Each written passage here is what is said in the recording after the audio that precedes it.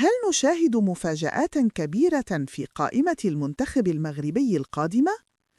بعد تعيين محمد وهبي مدرباً جديداً لأسود الأطلس، بدأت الكثير من الأسماء تعود للواجهة.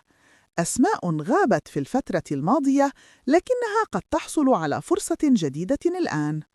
في هذا الفيديو سنتحدث عن 5 لاعبين قد يعودون إلى المنتخب المغربي في عهد محمد وهبي. أول اسم معنا هو أحمد رضا التكناوتي، حارس نادي الجيش الملكي، يقدم مستويات رائعة هذا الموسم، حيث نجح في الحفاظ على شباكه نظيحة في عدة مباريات. ومع حاجة المنتخب إلى منافسة قوية في مركز حراسة المرمى، قد تكون الفرصة مواتية لعودته من جديد.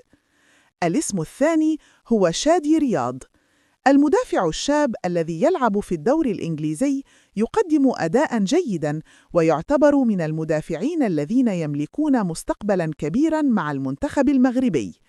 الكثير من الجماهير ترى أنه يستحق العودة لتعزيز الخط الدفاعي.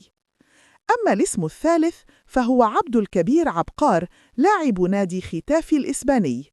عبقار يقدم مستويات ثابتة في الدوري الإسباني، وقد أثبت أنه قادر على اللعب أمام أقوى المهاجمين في أوروبا، لذلك قد يكون خياراً مهماً للمنتخب في المرحلة القادمة. الاسم الرابع هو زكريا الواحدي، الظهير الأيمن المتألق مع نادي جنك البلجيكي، والذي سجل عدة أهداف وصنع فرصاً حاسمة لفريقه هذا الموسم رغم أنه مدافع. تألقه الكبير قد يفتح له باب العودة إلى المنتخب.